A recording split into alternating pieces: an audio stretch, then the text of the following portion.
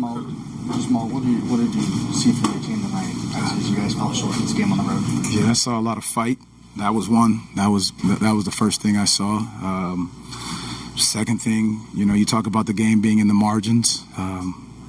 Offensive rebounding, I think we did a better job there down the stretch. Containing Maxey, I thought Jalen did a great job on him early on. He took 25 shots to get 31. I think it was just the others that stepped in, made some big-time shots. Oubre started off getting a little hot. Again, our guys, the fight was there. Just being able to knock a couple shots down the stretch wasn't there, as well as, we got to make sure we step in and knock down our free throws. I was just going to say, you mentioned the shot making down the stretch. What happened for your offense tonight? I mean, did it seem like you had enough movement offensively? I don't think it was a movement. I think we had some great looks. I'll go back and look at the film, but I think we had some great looks out there. And our guys are, making sure they continue to step in with confidence. Great looks. And I think those go down. That's the difference of, Maxey hit a couple big ones. Paul George hit a couple big ones for them. And I think that's what happened down the stretch. How costly were some of those turns? That's what we talked about, being able to take care of the basketball. 15 turns for 15 points. That's the game right there. That I said it to them in the locker room. It's the margins, it's the rebounding, it's the free throws, and then it's the turnovers. We talked about being able to take care of the basketball. They turned it over 11 for 11 points. We turned it over 15 for 15 points, and that's the difference in the game. You guys talked about it before the game. Asked what it was going to take, and it is a possession game. And you win the possessions by taking care of the basketball, by knocking down your free throws and then keeping them off the free throw line, and then rebounding the basketball.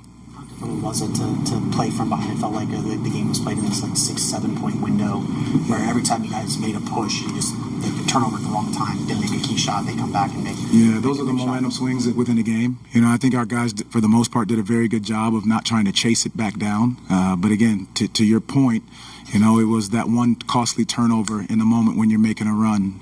That big offensive rebound in a moment where they get a second chance opportunity, a missed shot that leads to a run out. Those are things within the game, the swings that happen within a game. I mean, we were a 5-point game at one point and then got it down lower, and then our ability just to continue to fight, I did like. But then again, these games are in the margins. Obviously, things get so much tighter in these postseason type games. But how do you make sure you're getting paint touches or getting like the power off of a paint touch or kind of keeping him in positions where? Yeah, they did a great job of trying to keep him out of the paint. And then when he did have the ball, they were swarming. I think we got to just continue to do a good job of putting space around him as he gets downhill, and then being able to spray it out after that. But again, you got to give Philly a ton of credit for the way they swarmed and protect and pack the paint in. But again, our guys, they continue to fight. The spirits are in the right space of knowing we got to go home and take care of home on Friday. Yeah, I haven't talked to him since I've walked in here, so I'll go back and check and see how he's doing. You mentioned Friday your backs are up against the wall now. It's going to go home with this elimination game. You've been saying taking it one game at a time this whole time, but this is literally it.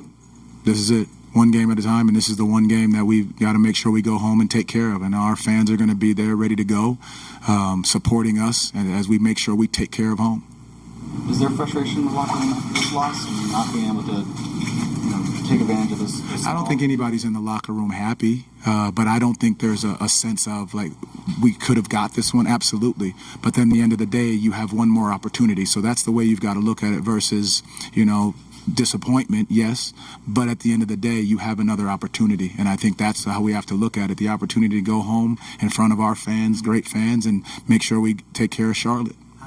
Approaching this elimination game backstage, well, how do you keep guys kind of loose and fresh and not, understanding the stakes, bringing the urgency that the stakes mean, but not pressing to meet the stakes or pressing to kind of meet these expectations that you guys have said that everyone's set for you? Yeah, you go out and play the game the right way. You follow the game plan, which I thought we did a very good job of following the game plan tonight. Again, it turned into a bit of shot making and shot missing down the stretch. The turnovers, the possession game, I think those are big keys. But going into Charlotte, understanding that you're not going to get it all back in one possession. You got to take the game and play the game the right way. There's going to be momentum swings. They're going to hit some big shots. We're going to hit some big shots.